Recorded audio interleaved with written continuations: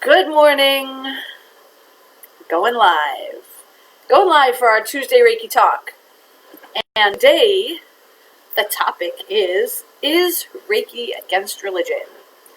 Now, that's the reason that I made this one of our topics today, is because people have this question. People wonder, what about this religion that I have? What about what I was brought up to believe? And where does Reiki fit in with this? So first, I want to say the first important thing is that Reiki is not in itself a religion. It is not a religion, even though the man who founded Reiki, founded the Reiki method, Mikao Usui, he himself was Buddhist, not Christian, as some books will say when they were trying to. They had an MO when they were doing that. But anyways, yes, Mikao Usui was Buddhist, but Reiki is not Buddhist, and it doesn't belong to any religion at all. He called it a spiritual practice, and he wanted the practice of Reiki to help people become more enlightened. And is that a religious goal? I would still say that no, it's a spiritual goal, and there's a difference.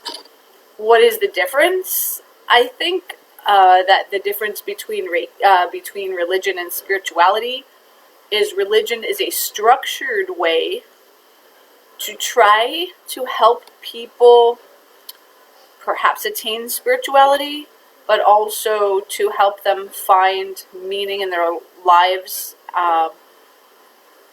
and to help them have a code of ethics by which to live. Reiki is not that. Reiki is, on one level, is spiritual practice, because it's very hard to practice Reiki really regularly and not feel more spiritual. So it's a byproduct, spirituality, but it's not a religion. Reiki doesn't have any commandments. Reiki doesn't have any holidays. It doesn't have any scriptures. And in fact, most Reiki teachers of various, especially if they take Usui Reiki or various methods of Reiki, with the exception of practical Reiki, I suppose, but not really. Anyway, most Reiki teachers will have their own materials that they either create or choose that they use to teach Reiki. There's not one Reiki book or scripture or anything like that. So it has no commandments, no holidays, no special foods. It's not a religion. But the practice of Reiki, just like the practice of meditation, is a spiritual practice because it helps you feel more connected. The thing about Reiki is it gives you an experiential sense and an experiential knowledge of being connected to everyone. And I don't just mean people. I mean also animals. Hi, Eric. I mean also animals and plants. I mean every life form on our planet. If you practice Reiki, you start to get the sense of being connected in a way that you can't normally feel if you're not doing something like that. It opens you up to that. And that in itself is a spiritual feeling or experience. So it's not religious, and you don't even have to have that. But it is something that tends to be a side effect or a byproduct. And Mikao Usui would have said it's the goal of Reiki. Mikao Usui is the man who founded Reiki. He's the one who named it that back in 1922 in Japan. He was a Buddhist, but as I've already mentioned, that has only to do with Reiki in that it's where he was coming from. But Buddhists they don't proselytize. Buddhists don't try to convert people to their religion or anything. They only have a goal of working on themselves. And with that in mind, Mikao Usui wrote these Reiki precepts, which are guidance statements, to try to help people feel more connected and more enlightened. And again, it's not religion, but these are some philosophical statements, I would say, that Mikao Usui wrote to help people become more spiritual and more enlightened. And if you practice Reiki, you can totally disregard them if you want. But I always teach them because if everybody would just think about these things, life would be a lot better. People would be a lot better to themselves and others. So I'm just going to tell you what the Reiki precepts are. And you can decide, and you can decide if you'd like to incorporate them in your life in any way. So this is what the Reiki precepts are. And again, they're not commandments. They're not religious.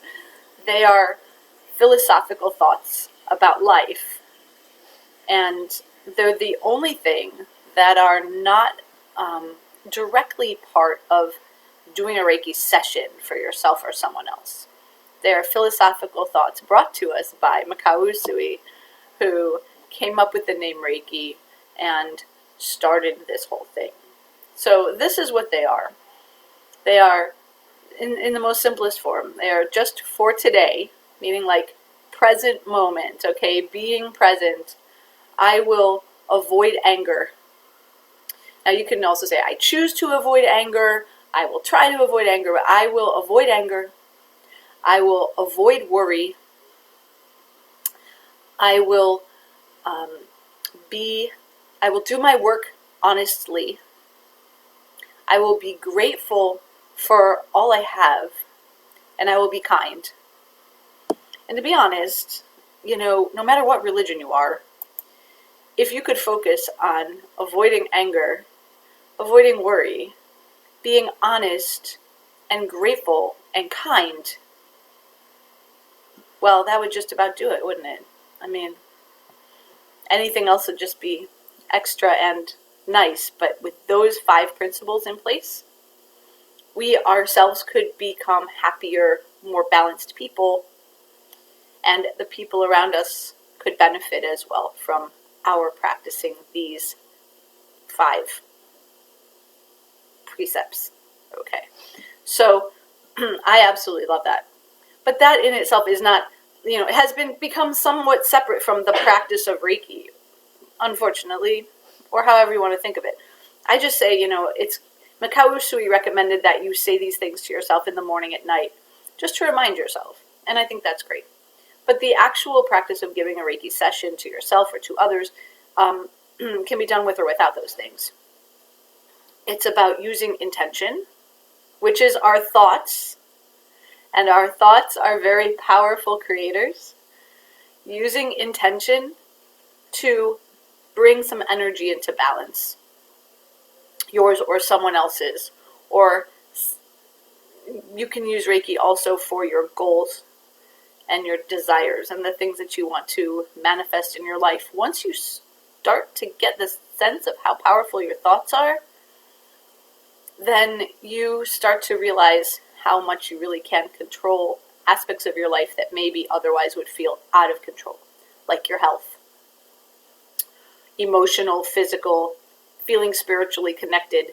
These are some of the amazing and profound benefits of practicing Reiki, is that you learn that you start to have control over your health, emotional wellness, physical wellness, and you have a stronger spiritual well-being as well. So the Reiki talk topic for today is Reiki against religion? And as I started at the beginning by saying, Reiki is not associated with any religion. It is a spiritual practice, I'd say with healing benefits, that helps us to maybe put it into context. Now the thing is, people who are very strongly invested in their religion sometimes feel that anything that involves something that could be called healing is at odds with what they've been taught in their religion. What they've been taught in their religion may be something like only God can heal, or only insert religious figure here, Jesus, Mother Mary, whoever, can heal. They are the ultimate healer. I trust their judgment. They do the healing. I'm not involved. I am a humble servant, a humble recipient, whatever. And therefore, anything that does not involve them directly in a healing experience must be against my religion. This is the argument, the conflict, the thing that tends to come up for people who are in that position, who are in that place with their religion. And so what I would say to them is a couple of things. Number one, I don't believe that this is at odds with that belief at all. In other words, when I am practicing Reiki, I feel that I'm not doing the healing. I'm partnering with spirit, with, the great one energy to which we are all connected, which is bigger than us and made of pure love and isn't bogged down by our petty junk, okay? I'm connecting with that energy and working together to create a state of balance, a harmony, a release of the stuff that causes pain and anguish, depression and anxiety, and all of these things that are so prevalent right now and that we are being challenged with. So to me, this is a partnership. This isn't me taking the place of any God or deity or higher power. This is me raising my vibration to engage with that, to help someone or myself to come into a higher state of balance, a better state of health, to help. So something else that, and if that feels weird or not sure or whatever, let me also add this, because I also say this. I don't believe that a loving God, okay, would want me to not help someone if I had the ability. That isn't what we're here for, to watch others suffer and to be like, I cannot help you because God needs to help you. This sort of brings us to the story, that famous, funny haha story about the guy during the flood. We've all heard this one, right? There's this guy and there's a flood and the flood is happening and he's going, oh no, God's going to save me. I'm okay. And, the flood waters rise in his house. So he goes upstairs and he's like, okay, God, save me. God, please, God, save me. And the flood waters rise and here comes a boat. And it's like, hey, dude, come get in the boat. And he's like, no, it's cool. God's going to save me. So the boat's like, all right, whatever you say, man. And it just boats motors along. And then there's also the guy. So the guy gets up on his roof because here come the floodwaters again. And he's in trouble soon. And then here comes a helicopter. Come on, dude, climb the ladder, climb up. Come on, we'll save you. And he's like, no, God will save me. And the helicopter's like, you don't want to come? No, God's gonna save me. Okay, he goes on. And then the guy, he drowns, he dies, and he goes, in heaven, and then he says, God, I thought you were going to save me. I put all my faith in you. And God goes, yeah, man, I sent you a boat and I sent you a helicopter. What more did you want from me? So I'm sure you've heard that one before, okay? It's a very old joke or lesson or parable or something, okay? But the point of it is we are here to help each other. And what makes you think that a person helping you is not God working through them? Thanks, Eric. What makes you think that we are not God ourselves, in the God aspect of ourselves, okay? Helping people. If we stood by and let somebody suffer thinking that God's supposed to help them, and we are not, then there's something really maybe fundamentally wrong with our spirituality. in my humble opinion. So when someone says it's against my religion, I could not possibly, I also bring forth that explanation and invite them to ponder it. So if that is something that's getting in the way, that's something to think about. Also, there's a resource that I can offer that I have nothing to do with. It's just something I know about. I didn't write it, or I have never met the people who write it, or anything. However, it has been helpful to some people who are Christian who feel like they're not sure if this is okay. And that website is christianreiki.org, and I'm going to type it. I have a brace on my wrist because I strained it while I was working out, I think. And I'm trying to keep it from hurting. It's christianreiki.org. There, it's in the comments. There we go. If you want to check it out and see what is in there that might be able to, more specifically address some of your concerns if you're Christian and you're feeling concerned that Reiki might not be okay from a religious aspect, and you don't want to upset your clergy or something, or do something that people would think is a sin or something like that. I can tell you from experience, I've only experienced the most loving and profound and fulfilling things since I started practicing Reiki. I mean, helping someone feel better is really a blessing, right? And if we can, the more that we can do that, you don't have to be a doctor or a nurse to help someone feel better, to help someone's pain levels go down, or help their level of upset come down to a calmer, more peaceful place. And you don't have to be, every time you get upset, do you go talk to your priest or your rabbi? Probably not, right? Talk to each other. Why do we talk to each other? Why do we talk to our loved ones, our family, or our dearest friends when we are upset? Because we want some relief, right? We want to be heard. We need to feel connected. So I invite you to think of Reiki in that way. A way that we can help each other to have our concerns relieved, to have some camaraderie, to feel cared for. Reiki is another way to bring that about. And it's accessible to everyone, okay? I'm a Reiki master. I've been a Reiki master for 12 years.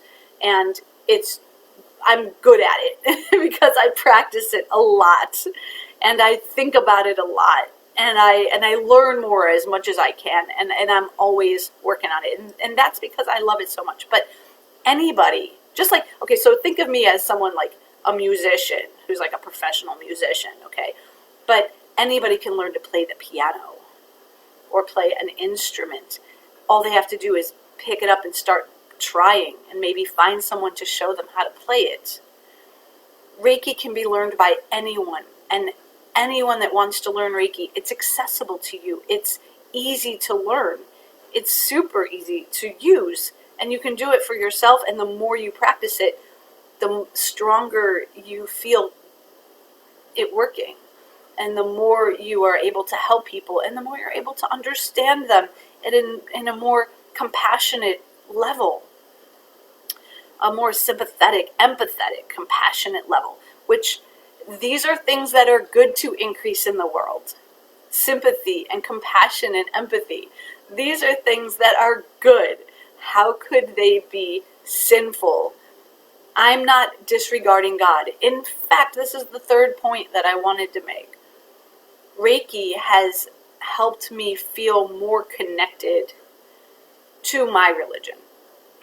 And my religion is, I'm Jewish. So I'm born in a Jewish family, brought up Jewish, not like super religious, just, pretty like American Jew, like Reformed Jew. But like it made me feel more connected to being Jewish, because in Judaism, we're taught there's one God. And one meaning God isn't just like out there. It's God is everywhere and part of us, because if there's one God and God is everywhere, God can't be separate from us. Hi, Jennifer. So if God is everywhere and then God can't be separate from us, that means we are part of God. And Reiki is a way for me to feel that in an experiential way, not just like, cool, I believe because you told me to believe. That always, made it hard for me. I can't believe because someone told me. I have to experience it so that I'll believe. I've got some experience to believe. Okay, that's how I feel. And so I was always, first in some ways, feeling slightly unsure about my Judaism. I mean, yes, I'm Jewish. Okay, yeah, I can do the things. I can stand up and sit down and pray in Hebrew. I can, learn a Torah part and read it in front of a congregation. Wow, I know the holidays and how to practice them. But I wasn't feeling spiritually connected for a very long time until I learned Reiki and could physically feel something. And then going back and thinking about it, realizing we are all connected and this is a way I can experience that, suddenly made being Jewish make more sense to me. Okay? So it's not against Jewish practice either to do Reiki. It's not against any religion to do Reiki. It really isn't, because it doesn't make you separate from your religion. It just helps you feel more compassionate towards people and yourself. Helps you feel more able to help people who need help. And these are things that most religions would say is a good thing. So it doesn't say, oh, stay home from your church or your temple, or don't do that. Nothing in Reiki ever advises something like that. In fact, I have been to several, 4 probably, churches that have energy healing going on at the beginning of, right before their service. And I've participated in that before too.